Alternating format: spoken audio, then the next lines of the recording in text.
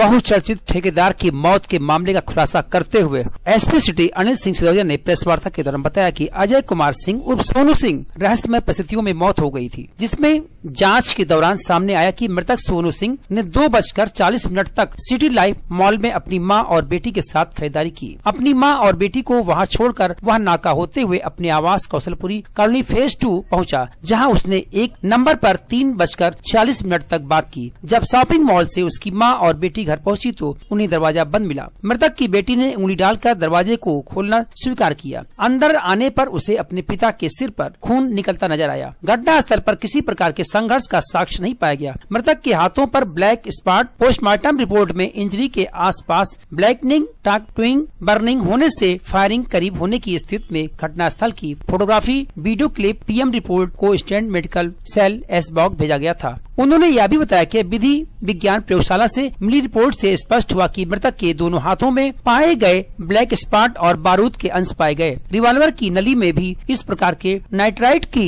उपस्थिति पाई गई। खोखा और कारतूस भी मौके से चली रिवॉल्वर से चलना पाया गया, जिसमें वैज्ञानिक तौर पर मृतक के द्वारा स्वयं घटना को कारित करना बताया गया। उन्होंने यह भी बताया कि इस प्रकार भौतिक और वैज्ञानिक विश्लेषण के परिणाम विशेषज्ञ के अभिमत व गहन विवेचना से स्पष्ट है कि मृतक के द्वारा आत्महत्या की गई। उन्होंने यह भी बताया कि मृतक की आत्महत्या की परिस्थितियां एवं कारणों के संबंध में गहन साक्ष्य संकलन हेतु मृतक का मोबाइल वैज्ञानिक विश्लेषण हेतु भेजा गया। साथ में घटनास्थल पर बरामद रिवॉल्वर के चोरी होने व घटनास्थल तक पहुंचने के संदर्भ में गहन विवेचना की जा रही है। लगभग 5:15 बजे सूचना मिली थी किसी व्यक्ति को गोली मार दी गई है और जिला अस्पताल में उनको इमरजेंसी में लाया गया है, जहां डॉक्टर उनको मृत घोषित कर दिया। तो 22/12/18 की इस घटना के संबंध में थाना कैंट में मुकदमा अपराध संख्या 488/18 धारा 302, 386, 120B IPC का कायम हुआ था। इसमें मुख्य बात ये थी कि जो मृतक अजय प्रताप सिंह सोनू सिंह से, वो बैती कला गाँव है, उनकी माताजी प्रधान है, उसके प्रतिनिधि थे और उनके पिताजी राजकुमार सिंह ने लिखित तहरीर दिया था। उसमें वर्तमान विधायक हैं गोसाईगंज के खब्बू तिवारी जी को उसमें एक नामजद किया गया था कि इन्होंने कुछ दिन पहले धमकी दी थी, इनके शूटरों ने इनकी हत्या की है। इस संबंध में जब सारी जांच पड़ताल की गई, FSL की टीम लखनऊ से आई, मेडिको लीगल में सब भेजा गया और उनके हाथ में जो कालापन था हाथ में और जो रिवॉल्वर मिली थी कमरे से, उसमें एक कारतूस चला हुआ था, बाकी शेष 5 कारतूस भरे हुए थे। सबकी जांच कराई गई तो उसी रिवॉल्वर से गोली चलना पाई गई। उनके हाथ में जो ब्लैकनिंग थी उसी तरह के रिवॉल्वर जो उससे मैच किया और इस तरह की जो वैज्ञानिक रूप से पूरी तरह इसमें विवेचना और छानबीन अभी तक जो की गई, इसलिए पूरा प्रकरण आत्महत्या का पाया गया। किसी के द्वारा उनको गोली मारना नहीं पाया गया, बल्कि स्वयं द्वारा ही गोली मारना पाया गया है। शेष अभी उनका मोबाइल, बाकी कुछ और मोबाइल हैं जिनसे उनके कुछ अधिक बात होती थी संबंध, वो सब मोबाइल अभी भेजे गए क्योंकि उनके कुछ ऐसा लाख है जो खुल नहीं रहा है। इसमें दिल्ली उसको भेजा गया है, कंपनी का जो मुख्य कार्यालय होता है वहाँ कुछ ऐसी मशीनें हैं। हम लोग कोशिश कर रहे हैं कि अंतिम जो बातें हैं या जो अंतिम और चीज़ें रिस्टोर हो जाएँ तो कुछ मामले में और भी हमको तथ्य और साक्ष्य प्राप्त होंगे, फिर उसके हिसाब से अग्रिम कार्रवाई की जाएगी। मुख्य एक इसमें अभी जो विवेचना हमारी चल रही, जो रिवॉल्वर थी वो एक रामदास वर्मा जी हैं, उनकी लाइसेंसी रिवॉल्वर थी। उनका कहना है कि 3-4 साल पहले चोरी हो गई थी। हमारा जब घर बन रहा था तो लोग घर जो बनाने वाले थे उसी में से कुछ लोगों को वाइस्तबाह भी किए थे कि ये रिवॉल्वर मेरी चोरी कर ली है। तो अभी उस संबंध में छानबीन हो रही है कि वह रिवॉल्वर अगर चोरी हुई थी तो मृतक के पास तक कैसे पहुंची, किसके माध्यम से, कौन उसमें मेन अपराधी है, मेन अभियुक्त है। और बाकी इनका अगर मोबाइल का जब खुल जाएगा तो उससे हमें अभी हो सकता है विवेचना में कुछ और भी अधिक महत्वपूर्ण साक्ष्य मिल जाए। सर कौन कौन टीमें इसमें लगाई गई जो जांच कर रही हैं? इसमें देखिए हमारे SSP साहब जो अयोध्या श्री जोगेंद्र कुमार साहब ने 2 महत्वपूर्ण टीमें बनाई थी। एक SPRA संजय कुमार साहब के नेतृत्व में बनी थी, जिसमें CO Bikapur, inspector Bikapur, inspector तारू लगे थे क्योंकि मृतक मूलतः वहीं के रहने वाले थे। और SP सिटी के नेतृत्व में CO सिटी, CO सदर, इंस्पेक्टर कैंट, इंस्पेक्टर कोतवाली नगर, SSI कैंट की बहुत बड़ी टीम बनी थी। यहाँ से लखनऊ FSL सारे घटनास्थल निरीक्षण, सब विवेचना, सारी CCTV फुटेज, CO सिटी साहब ने अपनी एक अलग टीम बना रखी थी जिसमें कई अच्छे सब इंस्पेक्टर थे जो रास्ते के CCTV, सिटी मॉल के CCTV सबका विश्लेषण करके मिनट टू मिनट बिल्कुल टाइमिंग टू टाइमिंग इसको इन्वेस्टिगेशन में साक्ष्य संकलित किया गया। और इससे हम लोग अभी तक इस निष्कर्ष पर पहुँचे कि यह आत्महत्या का प्रकरण है पूरी तरीके से, न कि हत्या।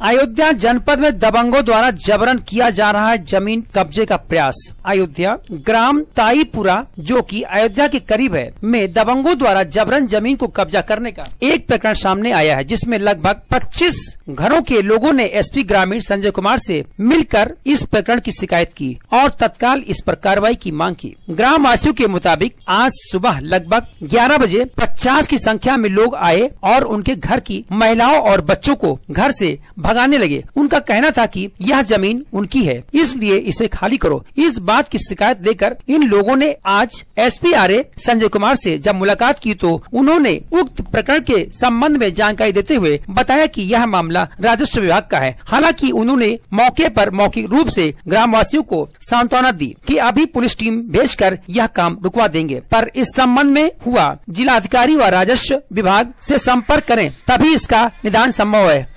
55 परिवार हैं।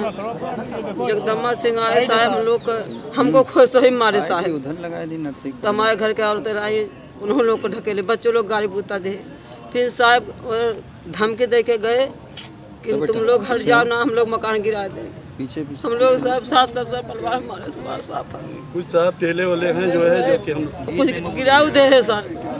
यही समय से हम लोग आप लोग सामने हम लोग हमारे बहुत परिवार में कहाँ लेके जाएंगे साहब, इतने परिवार हमारे बहुत है।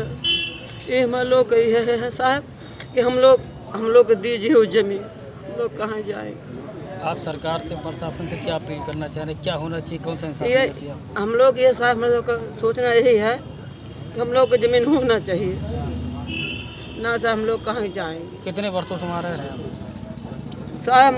करीब हो के बाद 50 साल से कम ना है भाई, ऊपर हुआ था, ऊपर हो के बाद साहब 50 साल ऊपर है। मतलब हमारे मतलब सब गौर ब्याह होता साहब। अच्छा, क्या आपके जमीन पे स्टे है? हाँ साहब स्टे है साहब। स्टे दिखाया पुलिस को? हाँ साहब दिखाए ना भाई। हाँ स्टे उसके बाद भी नहीं रुके। जमीन मिलना चाहिए। 50 साल ऊपर से हमें सब कब्जा सा है, हमारा घर भी बना सा है पूरा हमारे परिवार का। क्या नाम आपका? हमारा खरपत्ते देवी। रियासत के ज़माने से वो काबिज है और हम लोगों का पुराना मकान बना हुआ है साहब, जो कि हम लोग जो है आज वहाँ से पक्का मकान भी बना है, जिसपे जो है हमारे ज़मीन पे उड़ान के चक ला के भरा गया है।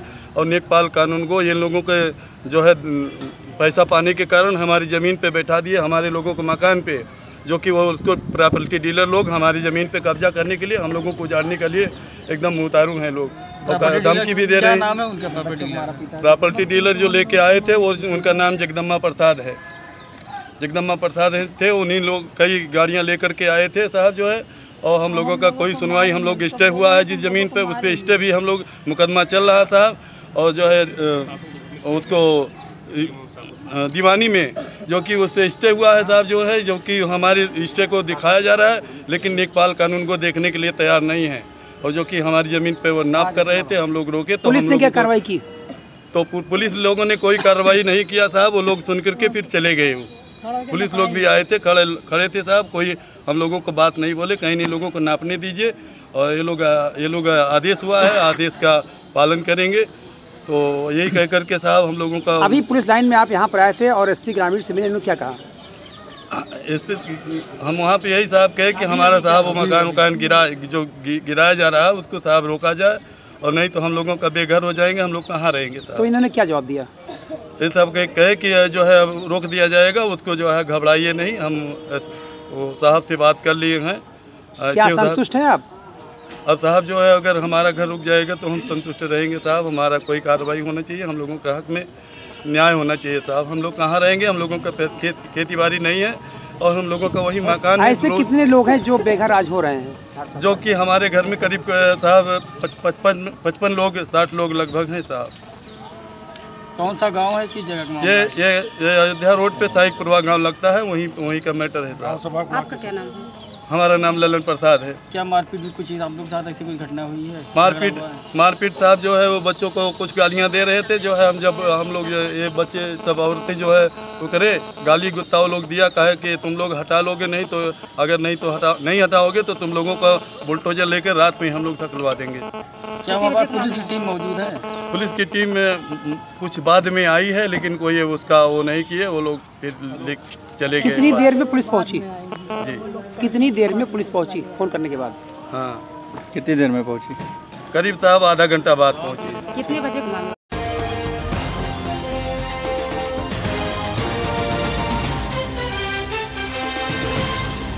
अयोध्या जनपद के पुलिस लाइन सभागार में एसपी ग्रामीण संजय कुमार ने प्रेस वार्ता के दौरान बताया कि पुलिस ने 3 टप्पेबाजों को किया गिरफ्तार। तीनों टप्पेबाज करते थे चोरी। कोतवाली बीकापुर के कनक मरेथू रेलवे स्टेशन के पास से हुए गिरफ्तार। इनके पास से 5 मोबाइल, 20,650 रूपए नकद। इनका कार था बाइक की डिग्गी तोड़कर रुपए चोरी करना, कागज की गड्डी बनाकर रुपए डबल कर देने का भी झांसा देकर करते थे टप्पेबाजी। पकड़ने वाले टीम को पुलिस टीम को 10,000 रूपए नकद इनाम की घोषणा किया। इसका खुलासा हो रहा है। इसमें से मुख्य 2 घटनाएं थी जो कि एएनएम के घर में इन्होंने लूटपाट किया था, और साथ साथ जो 16/11 को एक घटना हुई जिसमें 1 लाख रुपए डिग्गी तोड़कर निकाल लिए गए थे कालीचरण की दुकान से। आप लोगों अखबारों में भी आया था ये बात, उसका भी खुलासा हुआ। कुल 22-23 हज़ार रुपये, 22,000 से समथिंग पैसा बरामद हुआ है, और इसका हम एक खुलासा कर रहे हैं। और साथ साथ इनके खिलाफ हम गैंगस्टर वगैरह की कार्रवाई करते हुए इनको हम जेल भेज रहे हैं। मॉडस ऑपरेंडी क्या थी इनकी मोडस ऑपरेंडी यही है कि ये एक तो मैंने बताया कि ये किसी घर में घुसते हैं, जहाँ पता कर लेते हैं कि कोई अकेले महिला अगर है या कोई ऐसा व्यक्ति है जो कि अकेले है, तो वो उसको टारगेट करते हैं और वहाँ जाकर पानी मांगते हैं कि बहुत प्यास लगी हुई है, पानी पिला सकती हैं क्या। जैसे ही कोई पानी अंदर लेने जाता है वो उस पर कवर कर लेते हैं या उसको कुछ सूंघा देते हैं, और उसके बाद उसके घर में अपने हिसाब से केवल कैश और ज्वेलरी को टारगेट करके ले जाते हैं। साथ ही साथ ये जैसे कि किसी ऐसी दुकान या किसी स्थान पर खड़े हैं जहाँ पर कुछ लोग ऐसे आते हैं जिनको समझते हैं कि टारगेट ये हमारा हो सकता है, उसको कहते हैं हमें बहुत ज़रूरी है, किसी काम से हम जा रहे हैं, हमारे पास बड़ी नोट नहीं है, छोटी नोट है और हम जेब में रख नहीं पा रहे हैं, तो ऊपर 2 नोट नई और नीचे 2 नोट नई लगा करके गड्डी बना करके दिखाते हैं। आदमी थोड़ा नई नोट होती है तो इम्प्रेस हो जाता है, और नई नोट के चक्कर में पुरानी नोट मतलब जो भी नोट बड़ी होती है 2000 की 500 की इनको दे देता है, उसके बहाने करके ये फिर पैसा ले लेते हैं। इस प्रकार से ये इनकी मोडस ऑपरेंडी है। और डिग्गी भी जैसे ही आदमी जाता है टारगेट के रहते हैं बैंक से पैसा कौन निकाल रहा है, और डिग्गी जैसे ही पैसा कहीं खड़ी करता है चाय पीने के लिए या पानी पीने के लिए, उसको विद इन सेकेंड्स ये इनके पास इंस्ट्रूमेंट्स होते हैं, वो अपना तोड़ करके डिग्गी से पैसा निकाल लेते हैं। इस प्रकार से ये तीनों लोग पकड़े गए हैं, एक मनोज और महेश और रंजीत। ये इसमें से एक बीकापुर का रहने वाला है और 2 तारुण थाना क्षेत्र के रहने वाले हैं। इनके खिलाफ हम विधिक कार्रवाई करते हुए जेल भेजने की कार्रवाई कर रहे हैं।